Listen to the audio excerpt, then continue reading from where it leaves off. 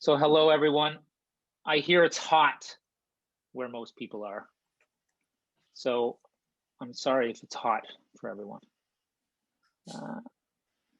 Hello and welcome to the third installment of How We Listen Live. The knowledge to move your music forward. So this is the agenda for today. So as usual, I talk a bit about Byta for people who haven't been before, a bit about how we listen, explain why we're here, especially for people who haven't been before. Then I generally also talk about something I've written recently, and I've got a new goal of writing a blog post for every new interview. So this one's called The Thin Sleek Dart. I'm going to talk about that for a second. And then I'm going to rope Brendan Canning in from Broken Social Scene to talk for a while, and that's in part 2. Some of you who have been here before might notice something a little different here, and that's that we're in the middle of a redesign, which I'm going to talk about in a second. But you'll notice the new logo up top. It's not live yet. It's coming soon. I'll talk about that in a second. But first, for people who don't know who I am, my name is Mark Brown, and I'm the founder and CEO of Byta. And I'll explain the flags. So I'm Canadian. I started out working in the music business in the mid-90s, which Brendan will remember, and some of you maybe, at this small independent artist label called Murder Records. Then I moved to the UK, and I worked at Creation, Oasis, Super Furry Animals, Primal Scream. Then I worked at Pop Tones in London for a guy named Alan McGee. And I don't know if anybody recognizes the name. There's a movie about Creation at the moment with all of the train spotting people. And then I left there and I ran my own boutique radio promotion company in London for about 14 years. And then it was around that time when I was living in London, just before I moved to Sweden, to Stockholm, where I live now, that I came up with the idea for Byta. And Byta is the Swedish word for exchange, by the way. And so what is Byta? Byta is a platform that enables sending and receiving of digital audio in a clean, simple, and secure way. And it's built for everyone working with music today.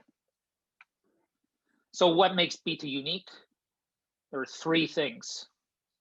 Byta takes advantage of audiophile's unique properties, which are: we read and write metadata. We allow file conversions on the fly, so from lossless to lossy.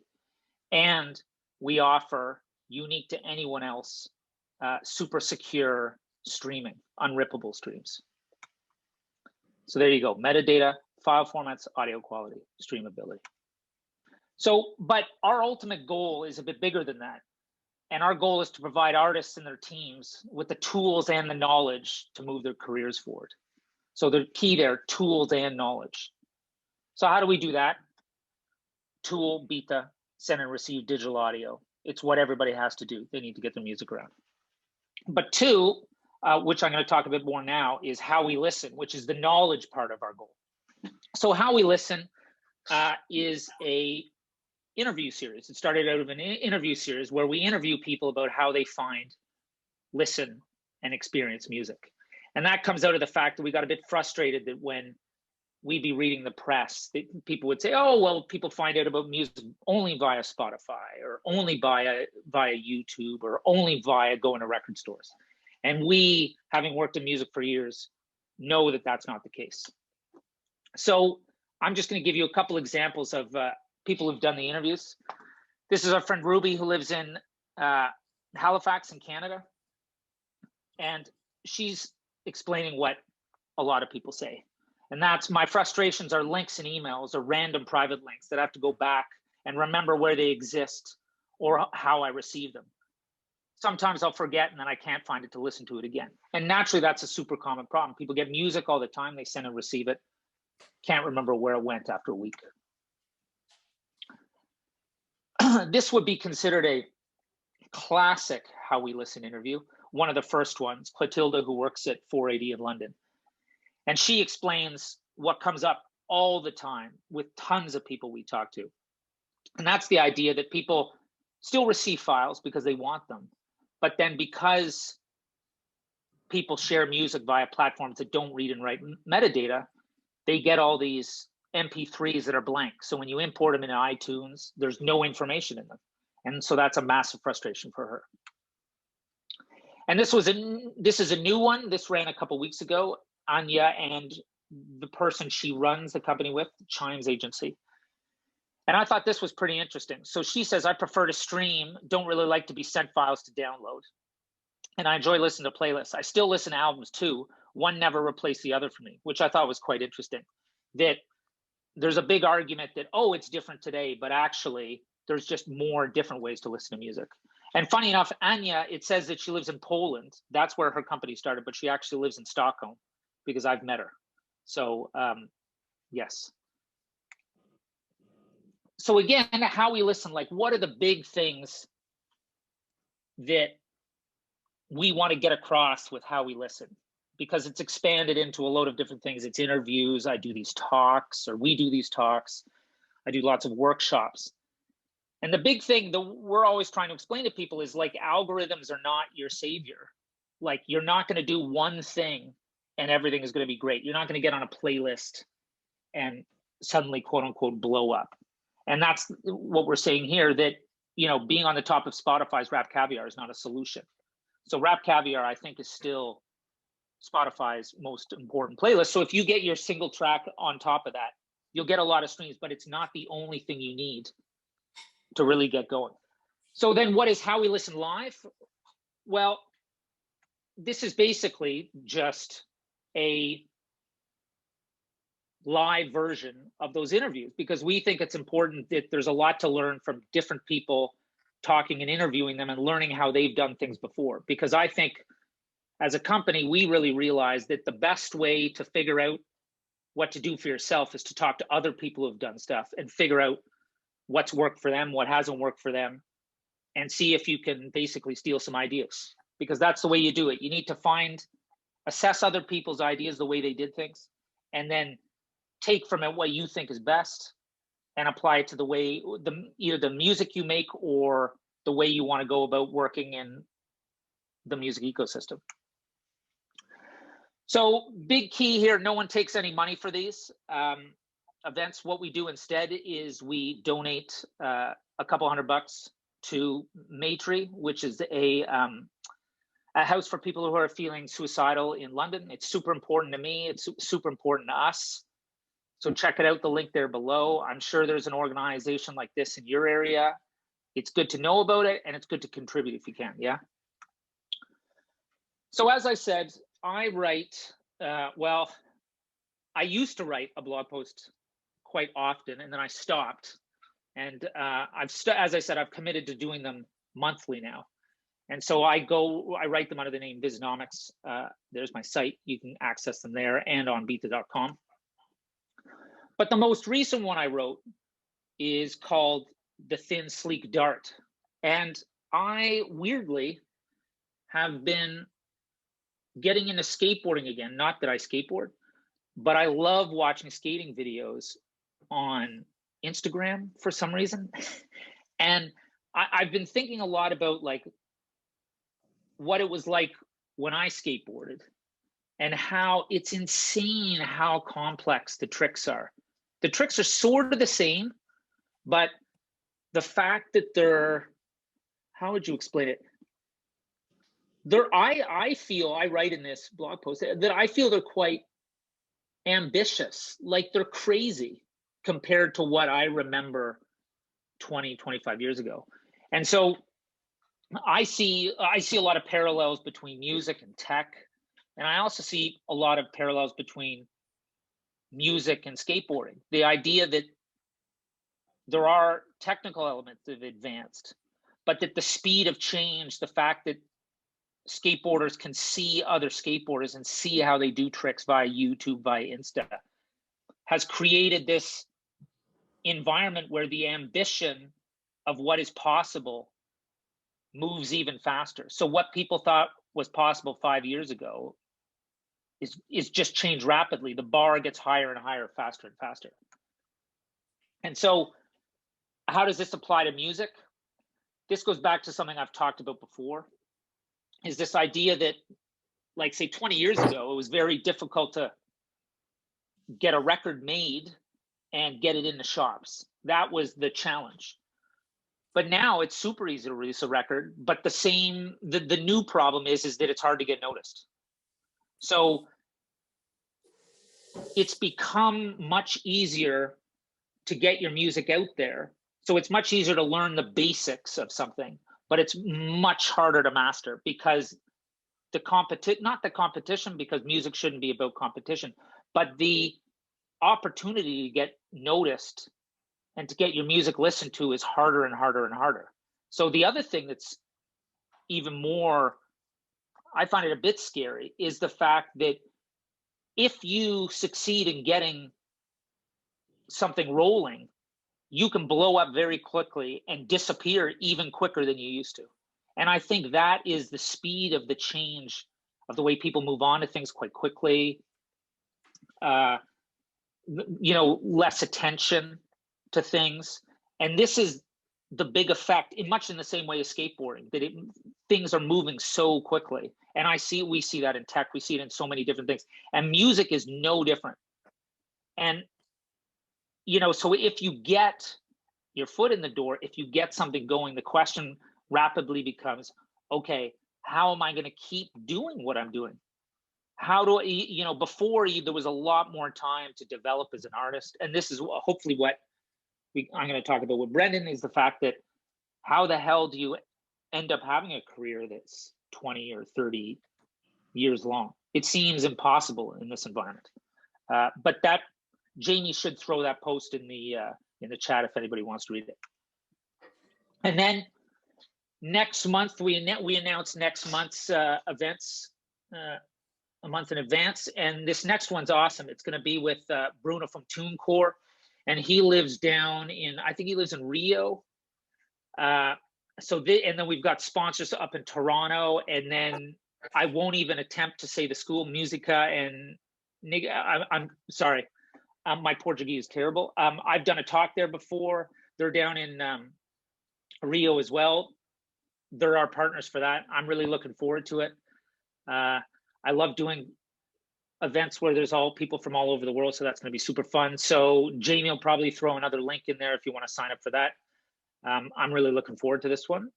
Couple other pieces of business. We've got a Facebook group now because we've got so much going on, and people get in touch with so many different questions that we just started a Facebook group. There's the link. Jamie will throw it again throw it in the chat. Now, any questions? Okay.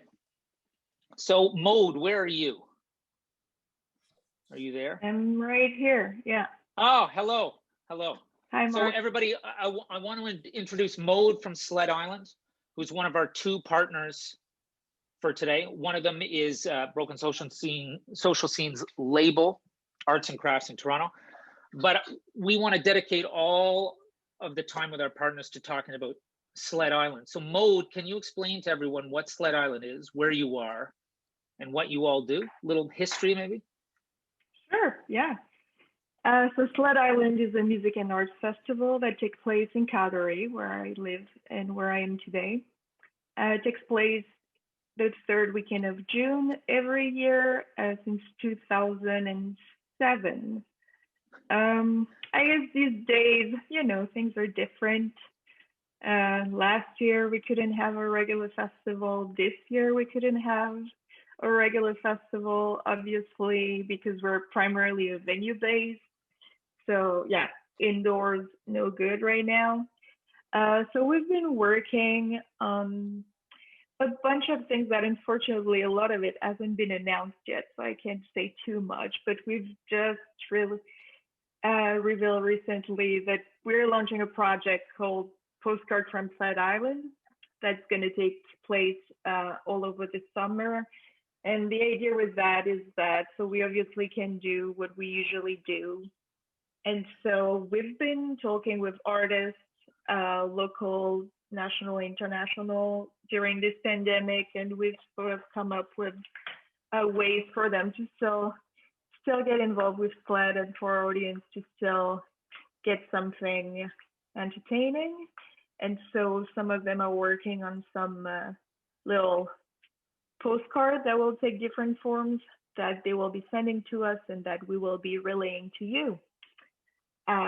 So yeah, this is going to be a mix, released into a mix of online and hopefully an in-person event at the end of August.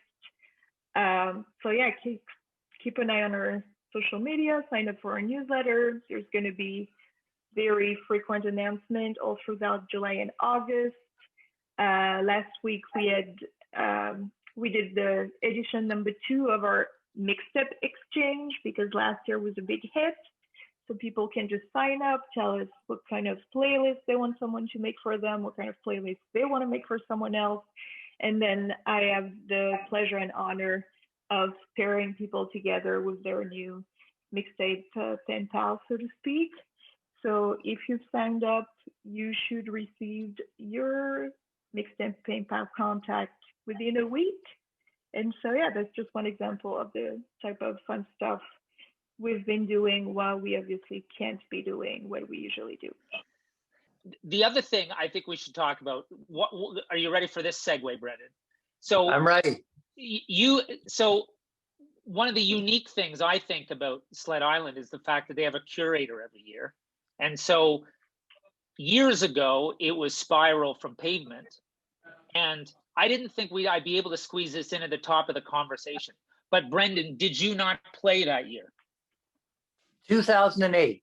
I definitely played Sled Island. Yeah. And but with which band? Well, with Broken Social Scene, yeah, but also with Human Milk. Oh my God. A one night only event that took, I think, at the Legion. the Legion Hall there. I think we played at, like a 2 a.m. set after the Dodos. Yeah. And who was in that? Yeah, oh yeah. Who was in that band? Well, there Human that Milk. night I think it was Kevin, Broken Social Scene, Justin, also Broken Social Scene, yeah. Scott Canberg of Pavement, Darius Minwala, rest in peace. Yes. From the Posies and others. Yeah, from the Posies, yeah, and other. And most notably Human Milk. Yeah, that was, as far as like a one night only band, that was very fun. That was a good time. Also during the Euros. During the Euros again. Yeah. Oh my God. Yeah. Okay, well, Maude, we'll leave you to it. Let me get going here with Brennan. But Tete-a-Tete, do you want to mention that? Yeah, sure. So Tete-a-Tete is a conversation series that we've been partnering with Byta on. We've had 2 so far that were a lot of fun and a lot of you attended. And so we're planning a next one for August that we will be announcing also in the coming weeks. So yeah, stay tuned for that. Cool. And thanks for chatting. We appreciate it. Yeah. Thanks for having me. Bye. So Brendan, first off, sorry for making you do this while you're supposed to be watching the football. Hey, you know what? That's okay. Music first. Good. Well, some people would say football first. You know that. Like, I've got friends who say, "Oh no, I'd give up all my music for football." Yeah, I go back and forth. So, like, as I sort of said in that intro thing, like, we've sort of talked about before, like these conversations we've done 2 already. And like a lot of the time it's, hey, like if you, like a lot of people who work, or even people who've been doing music for ages, they sort of want to know, like, if I do this, is this going to happen? And it's this idea that, because everybody's desperate to figure out not the secret, but, well, yeah, okay, yeah, exactly. And so I thought what would be, the reason it'd be fun to talk to you is, like, I sort of want to stay away from that way of thinking. And I was thinking, because you've been in tons of different bands, and I sort of wanted to figure out, not like how you ended up where you are now, maybe, and how some of that stuff came together, but not if there's a formula, or well, maybe, I don't know, maybe I do want to know if there's a formula, but I probably want to know if you even think it's possible to have a formula. I think is what my question is going to be. I mean, early days, I had a formula. Okay, so when's early days then? Let's start there. My first band in 1991. Okay. Which was Head with 2 H's. Yeah. But it was and what label were you on? Just our own label. Okay. And then we later signed, when we won a bunch of money from the local radio station, then we signed a not so hot record deal with IRS Records because we didn't make a record that was good enough to go anywhere else, I suppose. Yeah. If that's the story. But yeah, it was a very simple formula.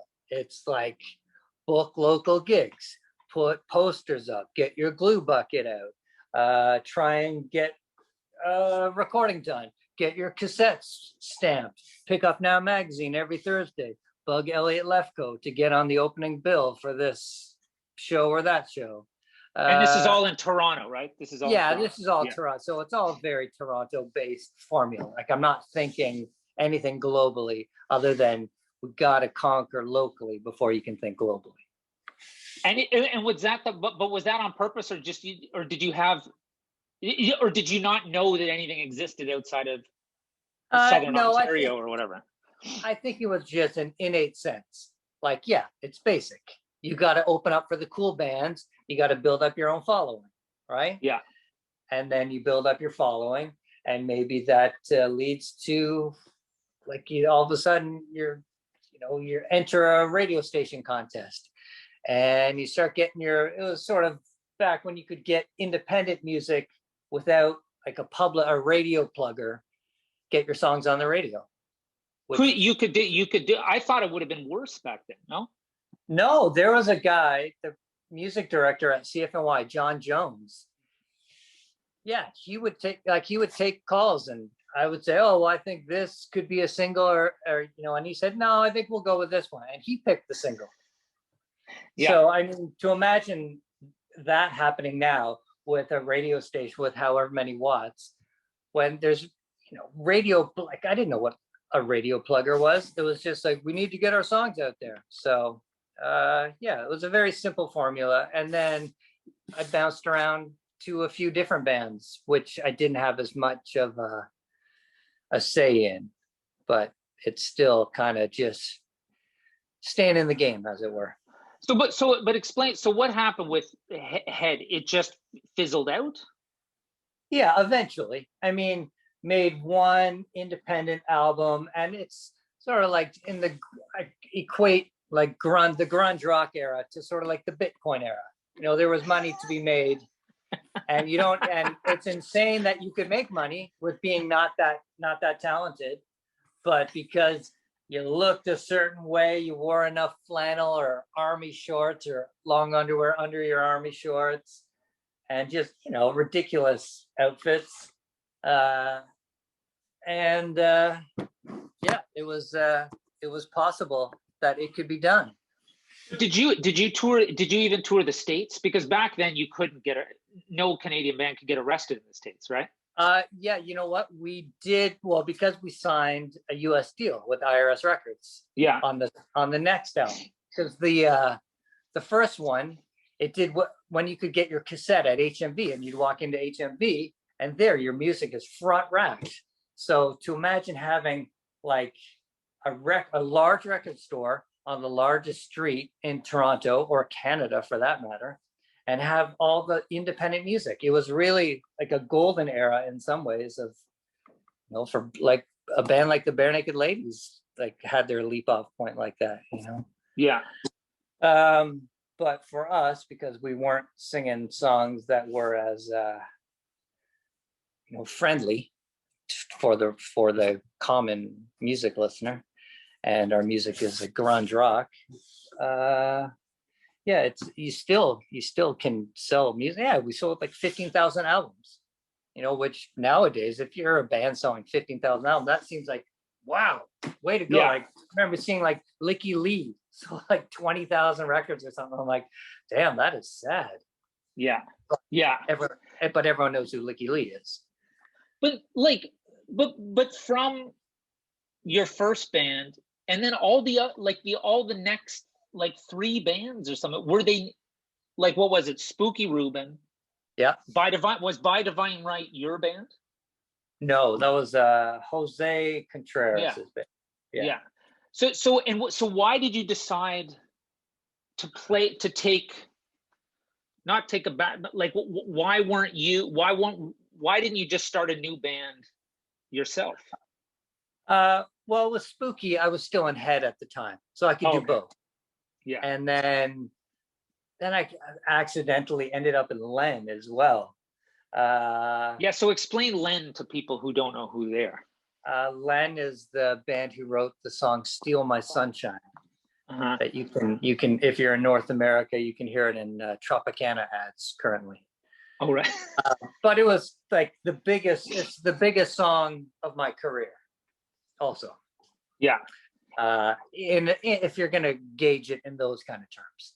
Yeah. But it's far from my greatest success. But that was just accidental. You know, we had me, Mark from Len, Greg, who was in Treble Charger, if you remember that. This is very Canadian centric. But yeah, we had like this little side band going, and then I accidentally ended up in Len. So that was not like a whole, and I was getting into DJing too. So I had bought turntables at this point, was thinking about, you know, maybe a slight career shift, like indie rock. I hadn't put in the real work. You know, I'd put in lots of work, but not the real work, you know, where you become a better player and you really think about your songs. And I think that's maybe like, that's the real work. So, and then By Divine Right, I mean, I thought I could help the band because they needed help, but Jose did not seem as open to outside song. I don't know. It just seemed like when it came time to making a new record, it's like, here's the demos. I'm like, oh, well, that's not really how I work. And I definitely have a lot more to give. And I have my sights set much higher than being a sideman in a band that doesn't sell that many records. Yeah.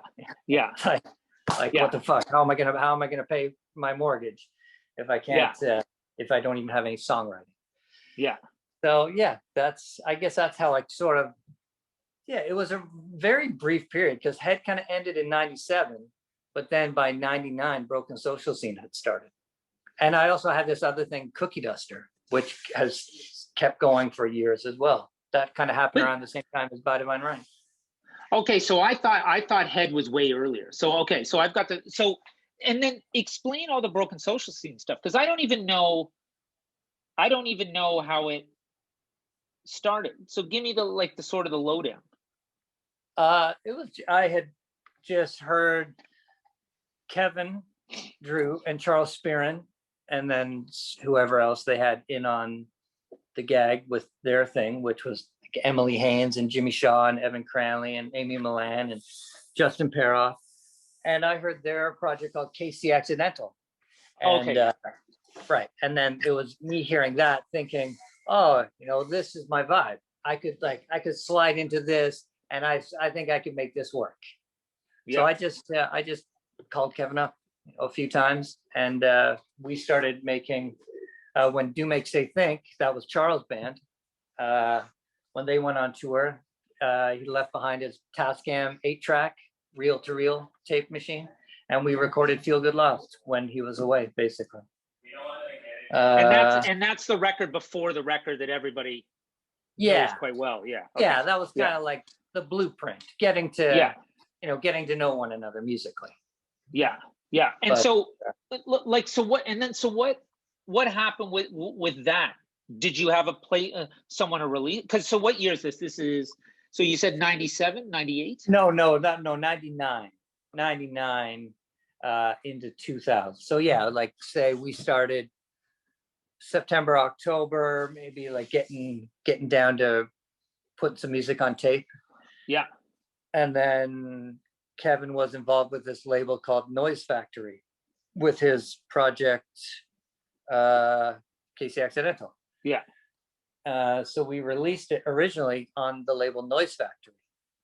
This guy, Joe, Christ, should have had this in my notes. Joe English, who I haven't talked to in a number of years.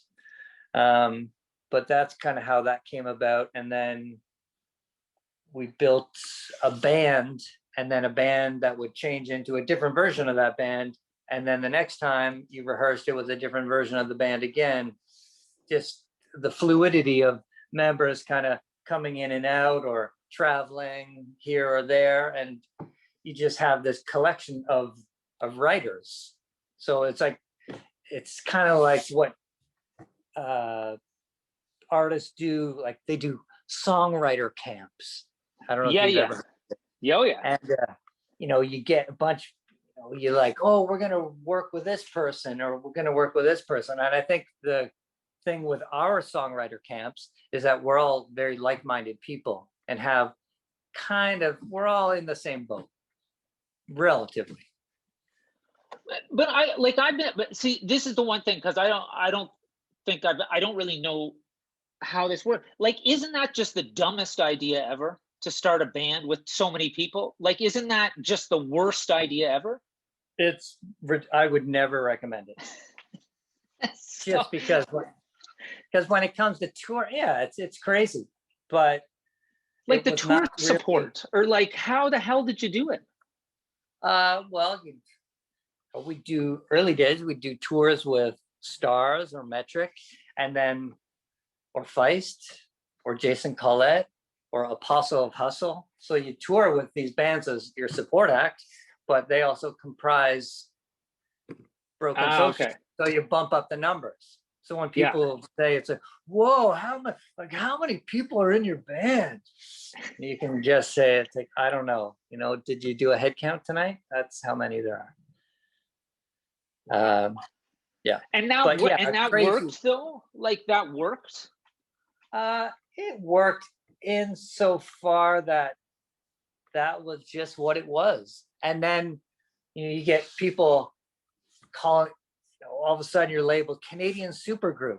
And it's like, is it really a supergroup, or is it just a group? And then comprised, I mean, I'll take it. If someone wants to call it a supergroup, hell, I'm not gonna nitpick over that. But this is a good thing to think about. Like, did any of you think, oh, this is a good idea, like this is an interesting angle? Or was it more that it's just like, this is musically it works? Like, do you know what I mean? Like, you said you had, like, with your previous band, you said you had a plan or whatever. And I'm assuming this time around you're thinking, well, shit, I want it to work in some way. Did you think, oh, this is a lot different than? I think we were just trying to make sure. Well, I was very happy with Feel Good Lost. I think it's a good record still. And then You Forgot Any People, which was sort of like, okay, we're going for it. These are pop songs. So we were very focused on just making sure that album was like pound for pound as good as we could make it. And then you're not even thinking about, well, how are we going to sell this album? You're just, at that point, you're really just focused on how can we make this album really good and really compete with whatever else is going on. And so this is what year? 99, 2000, you said? So You Forgot Any People would have been finished in 2002. Started and finished in 2002. Okay. And then so who released that then? That originally came out on a label called Paper Bag. Ah, okay. Yeah. And then kind of switched over to Arts and Crafts. And like, how did it go at the start? Did it go well from right out of the like? Yeah, relatively. Getting some good reviews, even if they're reviews from friends of yours, like Stuart Berman, for one. Yeah, the guy who wrote the book. Yeah. But he did preface it by saying, okay, I'm going to come clean here. These are my friends, but I'm still giving it a whatever, 5 stars. And then, something like Pitchfork came along, and then were traveling down to South by Southwest and going to the US for the first time and showcasing for Rough Trade Records at North 6 in Brooklyn, which later becomes the Williamsburg Hall of Music. Yeah, and then you play a blinder of a show in Austin, Texas, and then travel out to California, and it just didn't stop at that point. And like, do you think, so can we say again, comparing it to the other stuff you've done, like, what do you think was different that you it was just everyone, it sounded more like music than anything else prior to that. Sounded a little more like music, which is ultimately what you're going for. And why do you think that? Why do you think that is? I think just a greater understanding of composition, ultimately, and sharper ears at that point. Bit of wisdom, lots of good players, like everyone, lots of talented people in our ranks, like whether it's horns or guitar or drums, vocals, everyone is quite talented in my estimation. And do you think, like, so who did you have working with you then? Did you have a manager? Like, who did everything? Well, at what time? Or like around that second record? Because that's when it sort of started to take off, right? Yeah, well, I had known Jeff Remedios from the Virgin when Head was on IRS, which was distributed through Virgin Records in Canada. And he was like interning. And then, I don't know, he was just like a guy, I just had my eye on him early on. Like I maybe around 96 when we met, I was just thinking, I'm going to need a music biz guy. I'm going to need someone on my side. And this guy looked like this. I really just thought it was him and Tyson Parker. They were the two guys who I had my eye on, because I knew Tyson for a long time as well. But Tyson wasn't that responsive, and Jeffrey was, and we became pals. And he worked his way up in the ranks of Virgin Records, and I introduced him to Kevin, and then it all kind of just, then Arts and Crafts, the label, started, and it was a management / label. Everything was getting built really fast, which is not ideal. I mean, it would be really great if everything was really in place and you knew exactly what you were doing. But because everything was changing fast, it was a lot of playing catch up. But as long as you're answering the phone call and the offers are coming in, then just don't miss any phone calls, basically, is your job at that point. Yeah. Like, and then, so how many years did it go like that then? Was it the next 4 or 5 years that things were pretty was it like make a record, tour nonstop, make a record, tour nonstop? Or like? Yeah, I mean, it was make You Forgotten People, but that it was like, well, not only Jeffrey, but also Heidi, who worked with Jeffrey, who did, a lot of like the real work, because I shouldn't leave her name out of this equation. Yeah, it was like, you're touring America, you're blowing up in America, but you want to get to Europe. So you're starting to get to Europe, and it's starting to catch a bit of heat in Europe, but not in the same way in North America. But you're still getting some good offers in Europe. And we're building a good fan base in the UK and some parts of Germany, and touring a great festival in Sweden in 2004. It was like Wilco, Broken Social Scene, Modest Mouse, Fiery Furnaces, The Shins, The Hives, Explosions in the Sky. It's like, was that way out west? Yeah, was that what it was? No, Accelerate. Oh, right. Okay. Yeah. And then we had already, we were kind of like, because our producer Dave Neufeld, for the first 2 albums, we would go away and he would fill it. he would fill in a lot of the blanks. We would record some stuff, but then he would play a bunch of shit, which, it's, you would get mixed. It was like the sophomore sort of comeback, your classic shit, like your band's getting popular, but it's getting hard, a little more difficult to make records. And you got a producer who's little, he tilts one way and the other. It's a bit, it's a very mercurial bunch. So to try and make a sophomore record, but then you haven't really taken a break because you've still been touring, but now you got to get this album out, and we were getting into film soundtracks at that point too. So yeah, it's a lot of it's hard. It's kind of hard to keep track of everything, but you just kind of head down and you're doing it and trying to make the best decisions and trying to put on good performances so people keep coming back to your shows. Because I think it was interesting because you said like you used the word "we're getting good offers," and does that mean that you sort of would have tracked how you thought things were going based on the offers for gigs and tours to come? Do you see what I mean? Like, because I think artists today, like, depending on the kind of music you make, sometimes, or if you're in a fucking pandemic, you can't, you have no litmus test for how things are going. Do you think do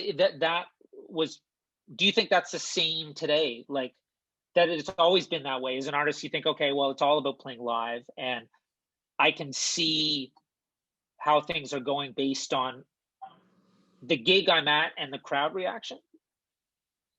Yeah, because I didn't come up during this era. So when it's like, how much is your song streaming? It's like, yeah, I get every now and then someone tells me, it's like, oh, you know what, your top 5 songs streaming are these. I'm like, okay, that sounds about right. Does it necessarily translate into anything? Not that much.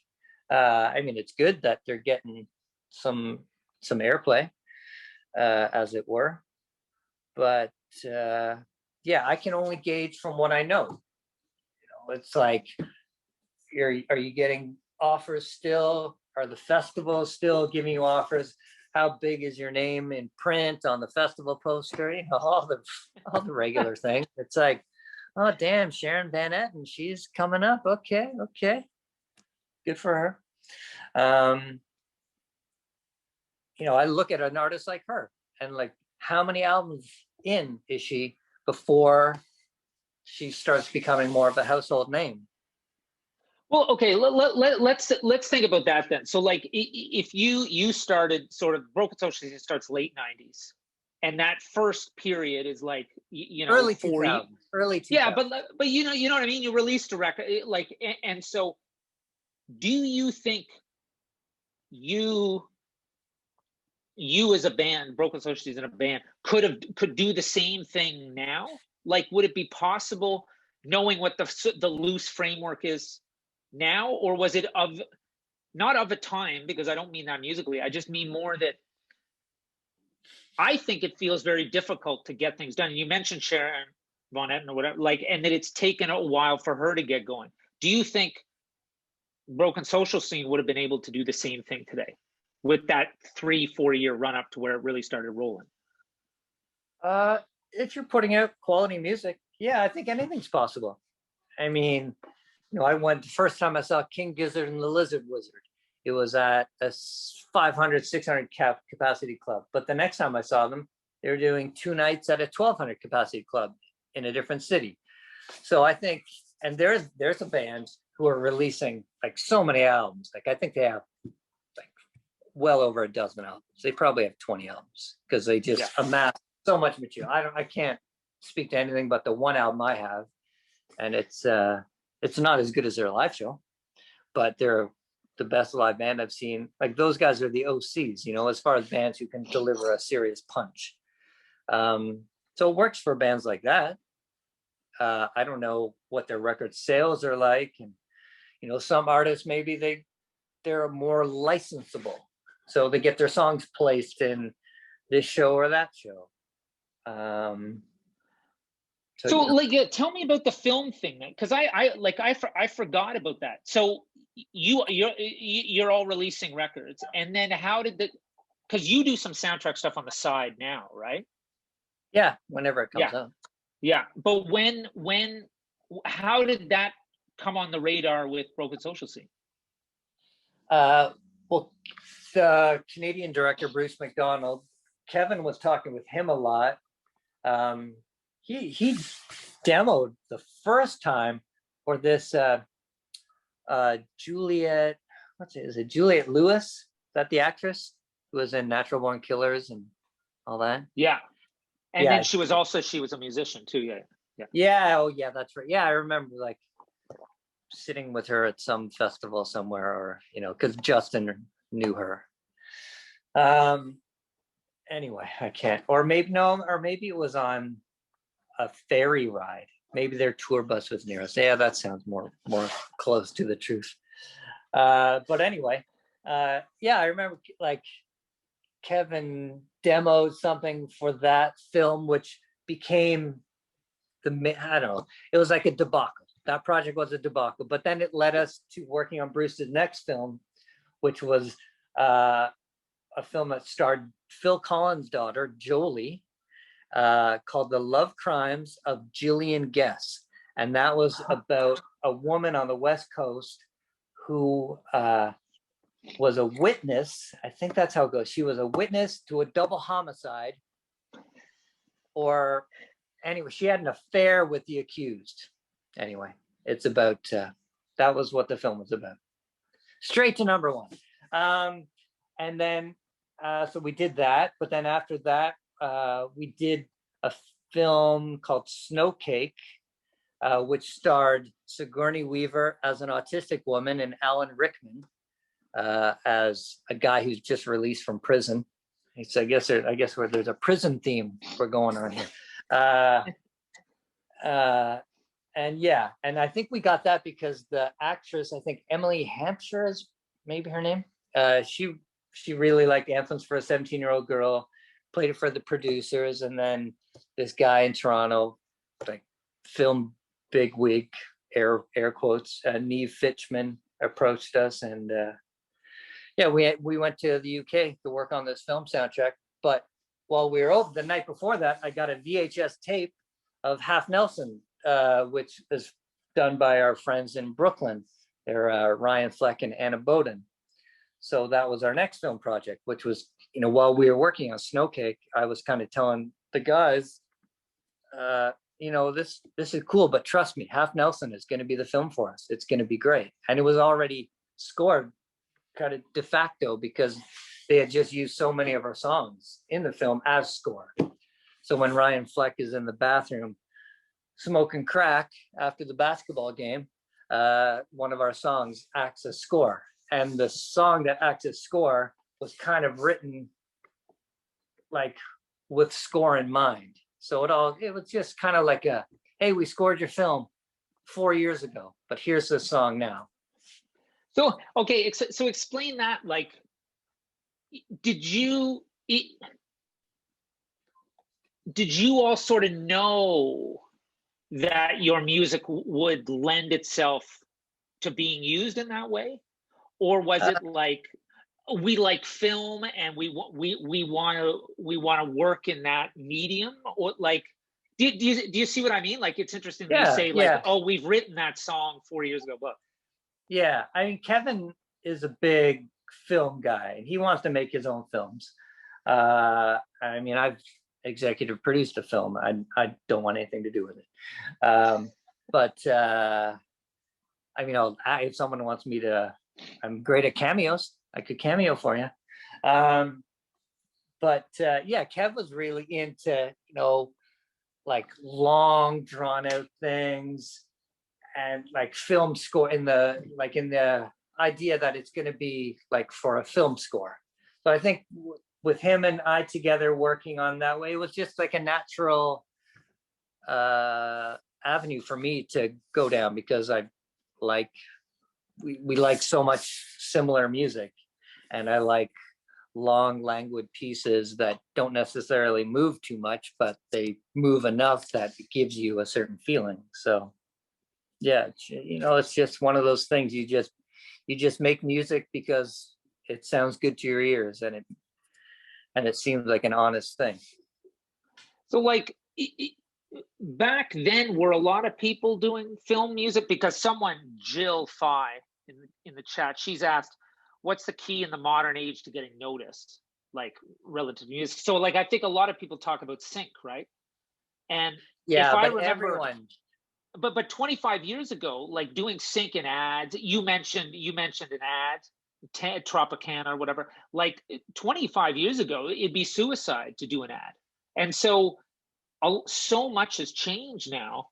Like I think Volkswagen kind of changed the game back in the 90s. with Nick Drake. Yeah, Nick Drake, or Stereolab. I remember they were really? in it. Yeah. And it was because you wouldn't sort of hear music that you liked necessarily. Yeah. You know, you could definitely hear Bob Seger like a rock. But as far as like music and commercials, yeah, there was a certain amount of, oh, you're sold out, you know, kind of attitude. I mean, even Head had a chance to be in an American Express ad, like in 1993, I think we had a meeting. And I was, I think like it was only going to pay us like $1,000 each, which would have been fine.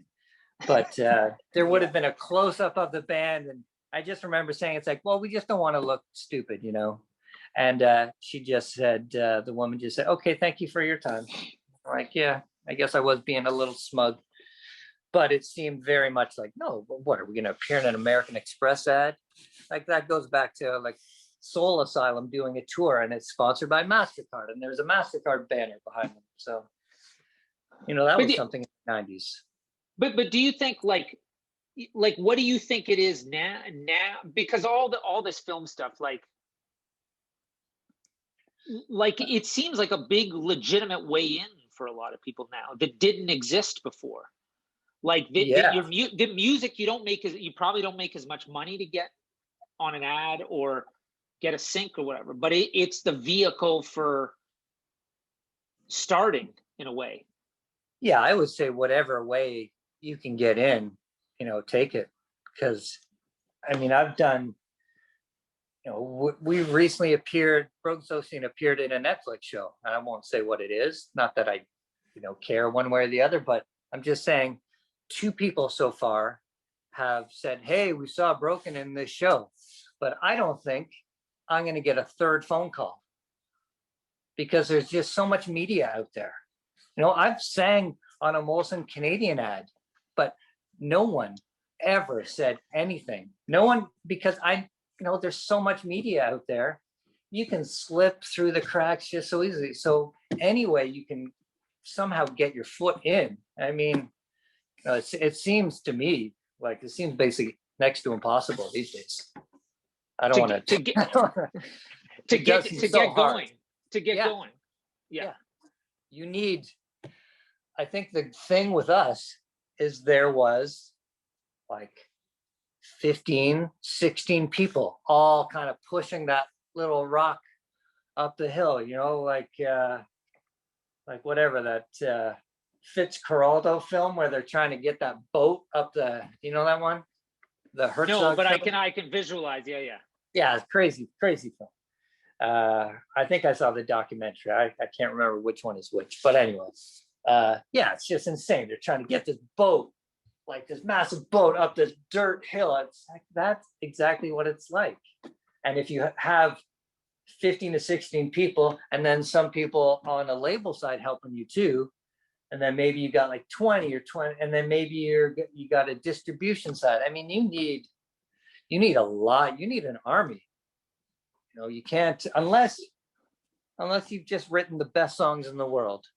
Well, this woman Jill, who was asking the question about what's the best way to get going. She's just said we're a husband and wife team, and we do everything from production to management. It seems overwhelming sometimes. So, because it is overwhelming. Because it is overwhelming. I mean, it depends what your goals are and how much. Like I sacrificed everything, every single thing. So if you want to sacrifice everything in your life and just put everything on the line and do whatever it takes, then maybe you have a fighting chance. But if you don't do that, you have no hope. So like, and like, what is that? What do you mean by that? In the sense that it's the Like, only thing you thought about, like that? yeah, like say for instance, someone that I was trying to help out or mentor, but then she'd say, oh, well, me and my boyfriend are going to Africa for like 2 months. Like, oh, we'll have a good time. I never thought about that stuff when I only thought about one thing, and that was a career in music. So maybe she'll do well in the future. I don't know. Maybe that trip to Africa helped. But all I know is that I only did one thing. And I also had the benefit of living at home for a long time and doing a lot of couch surfing and not spending any money. And it was also the 90s when you could get working on music videos, which had big budgets. Oh, right? yeah. So What was it? 10 grand from what was it called? Video Fact or Factor. And then but major labels in general had money to spend on music videos.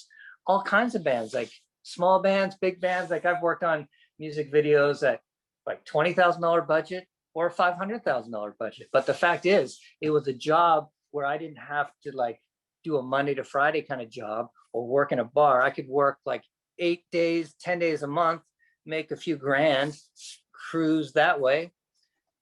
And I stumbled into a bit of jingle writing as well via my Cookie Duster project. Yeah, how do you? Okay, little side thing here. How do you stumble into a little jingle work? Well, I'll tell you. I released this album with this project, Cookie Duster. Yeah, I remember the name. I don't know anything about it. No. So this album, maybe from 2000. Had like a few local people who liked it. They're like, hey, I really like Cookie. Say thanks a lot. So this one woman, Yael, who I've known been a friend for a long time, she said, hey, could you edit this 8-second piece of music and make it into a 30-second piece? So we did that. And I just said, hey, it'd be way easier if I just wrote an original piece because I really don't like editing. And I could come up with this in no time flat. So all of a sudden, one summer from Chorus Entertainment, I've got a summer job for me and my partner who was in Cookie Duster, Bernard. So, you're making like, I don't know, it takes you like a couple hours, make $2,500. And it kind of stemmed from, okay, I'm not working in videos anymore because I'm getting tired of lifting sandbags. Broken Social Scene's starting to take off. And I'm DJing on the side. And I've also got the jingle hustle. So I've got, my finger in like 4 different pies. And then, you just like be nimble. You got to be nimble. But I don't know if those jingle opportunities, that world has changed significantly. I do not get, I've had a couple of happy accidents land in my lap where I'm like, damn, that was a good fucking payday. You know what? That's going to take the pressure off for a while and I can concentrate on this now. But without those, like I've been very fortunate but again, I've committed my life. Don't forget that. Like I've like dedicated. So I'm as deep. I just like any way I can make it work, any way I can make a buck here or there. You just got to be so nimble and be willing to do whatever it takes. But I don't know if those opportunities are all available because some of them are not. But I like, okay, I think this is probably an obvious question, but do you think it was not equally hard back then? Because like in this blog post I wrote, the one I was talking about at the start, like, like before even releasing a record was difficult. Yeah. There's more competition, there's more media, like you're saying, whatever. But then back then, who the hell knew how to do anything? Like get you know what I mean? There were very few places to get noticed. So but I did mention earlier that I had a radio programmer at the local alternative radio station that would take my phone calls and pick me a single. Okay, so how did you do? Because this other woman, this Jill mentioned, she said she gets a bit of radio and they do everything. So how did you meet that person? Uh, I don't know. I don't know. I might have just called him up. I can't remember how I met John the first time, but it was like CFNY was a station. So you just, whether I'm going and hanging out with everyone at CFNY or I'm going to Much Music and hanging out with Judy and all her friends at Much Music, I'm making the scene in Toronto, as it were, in the 90s. So yeah, I don't really, it didn't seem that hard because it was just like make a cassette and get your first interview on CIUT and then just, try to get some local gigs. Oh, hey, we can open up for Sloan here. Okay, let's open up for these guys. Let's get down. My first job in Toronto was at The Edge. CFNY. CFNY, yeah, there you go. Yeah, and that's how so when we the first one of these we did, we had Huw Stephens on, who used to be a DJ on Radio 1 for like 15 years. And I did radio for years. And I think what's fascinating is people always think that they need a middleman or middle person or whatever to get them all these things. And I think what's fascinating listening to you is it's like, oh yeah, my friend X who wrote for Pitchfork, and then, oh, that guy I knew at that radio station. Like, I think people forget that people naturally like to have a relationship with musicians and people who make music. And that certainly early on, that having someone do everything for you, because we talked about this manager thing, right? The idea that you have to manage the manager. And that in a lot of ways, it's very counterproductive. That it's probably, I always think, I give people advice that it's better for everyone to do it themselves. Just so you get an understanding of what goes into what you're trying to do. And also, you just have to be so persistent. You just can't get knocked for not getting results within your first month or your first 2 months or your first year. I mean, it depends how hell-bent you are on just getting to whatever you're trying to get to. But do you think if you had been more hell-bent early on, things would have gone better for your earlier projects? Like, because do you know what I mean? Like, you can always work harder or whatever. But I wonder this myself. It's like, do you just have to wait until the time's right, or what? Like, yeah, I mean, time. It's not like timing is everything. I'm pretty sure I'm not the first person to say that. Yeah. And even back then, you can feel the ceiling when you're in something. It's like, okay, we can't go any further up. This elevator has stopped at this floor. Yeah. And I don't see a way up. And if you're being honest with yourself, then you just got to figure out ways of getting into another car where it feels like, oh, I can continue to go up, or at least I continue to go maybe a different direction.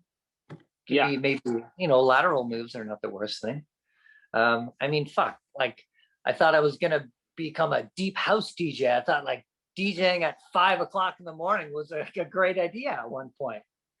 It's like, who wants to be playing club music at 5 in the morning? Well, I thought that was a pretty good idea, but I was also, perhaps altered at the time. But doing that DJing was also very helpful. It like really taught me about tempo and pace of drums and all those kind of things. It's like, oh, all of a sudden I'm listening to music in a totally different way because I'm now listening to two things at once. So now I know I can. Before I couldn't hear if a drummer sped up a little bit, but now it's like, oh yeah, you sped up right there. No, that third bar there, you rushed that hi-hat. And it doesn't mean I've become a better player, and because I still rush things, but yeah, So the one last thing I think we should talk about is I'm quite curious to know, like, let's talk about, so when was the last time Broken Social Scene made a record? A couple of years ago, right? Yeah, we had these EPs, which were sort of leftovers from Hug of Thunder. Hug of And is Thunder that the was one with 1972 on it? Yeah. Oh, I love that track, by the way. Oh, nice. That was recorded at Osheaga in the Howard Billerman bus originally. Huh. And Nice. then some additional recording at Revolution Recordings here in Toronto. So like, what do you, because I want to go back to Jill's question about how things go, like what you need today. Like when you look around at other projects, because you know, like Broken Social Scene, you're what, 15 years into it? Is that right? Oh, or no, longer? We're 20. Oh, Christ, really? Oh my God. Yeah. Okay, so you're well into it. You're less worried about like how do we get noticed. It's like it's the whole sort of the phases of change. Like when you look around and you see the way it is now, like what do you see as the things that you think work? Like, do you have any idea how it works to, like, how if you were in a new band at the same place you were just pre-Broken Social Scene, do you know what you do to get it going? Like, would you do the same things? I don't, but it's because it's such a very unique experience that I've been through with Broken Social Scene, and having it be not a band per se, but as most people will throw the collective tag on it. Even though, but it is a band. Like, let's collective is just like a cute term. But I don't know. At this point, I'd try. If I were to start a new band, when no one was afraid of being in the same room, it wouldn't be the same. I mean, I don't see how it could be. But parts, I like the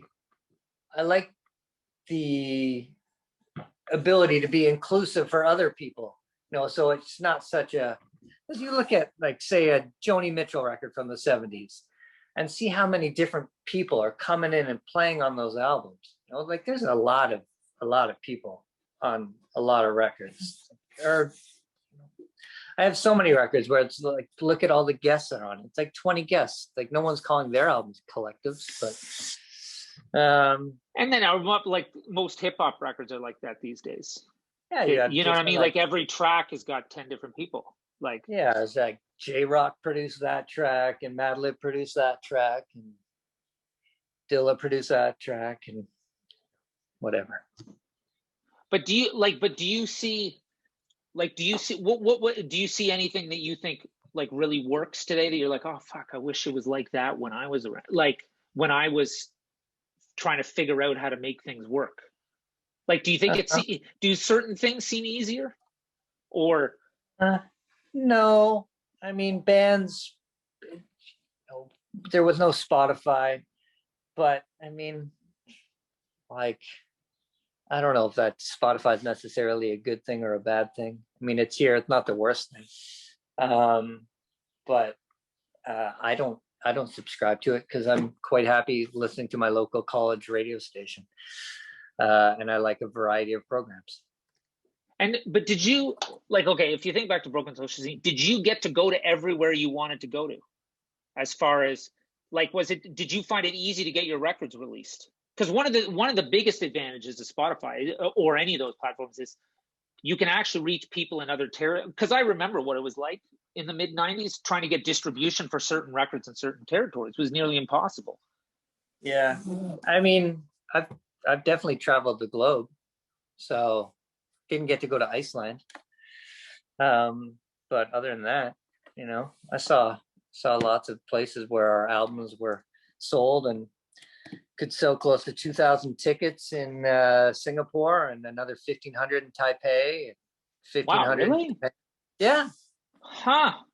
Yeah, Taipei was great for us. We had a label there, White Wabbit, the little indie record store / label.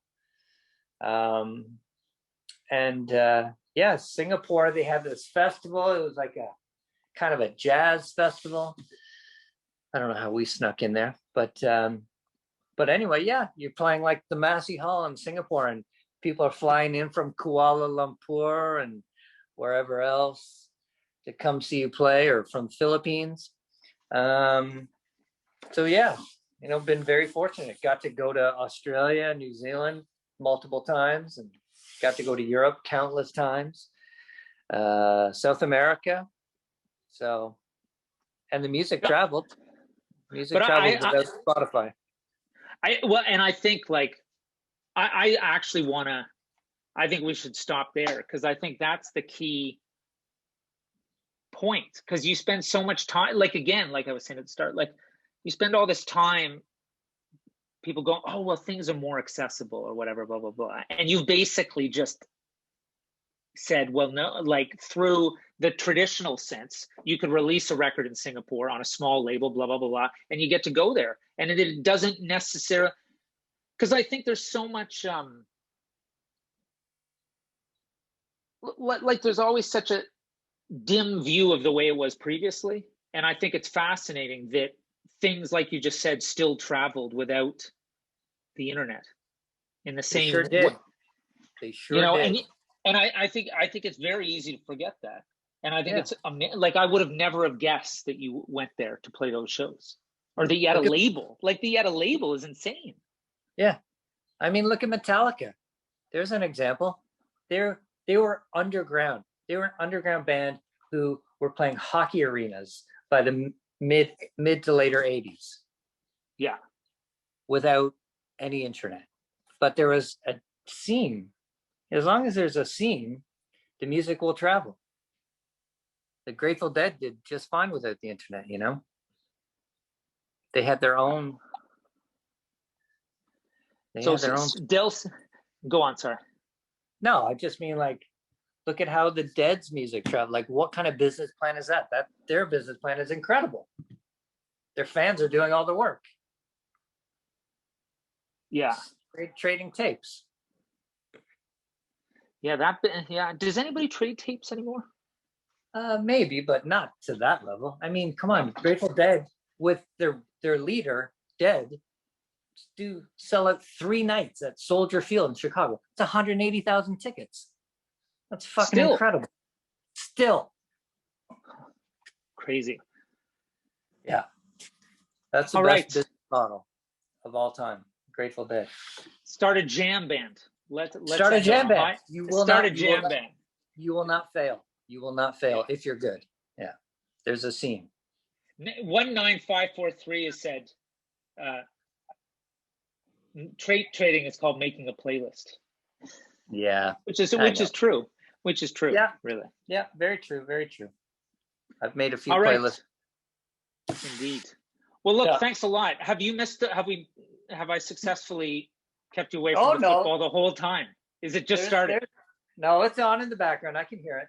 Oh, right. Okay. So okay, good. Well, maybe we should let you go. So look, that was super fun. Thanks a lot. I really appreciate it.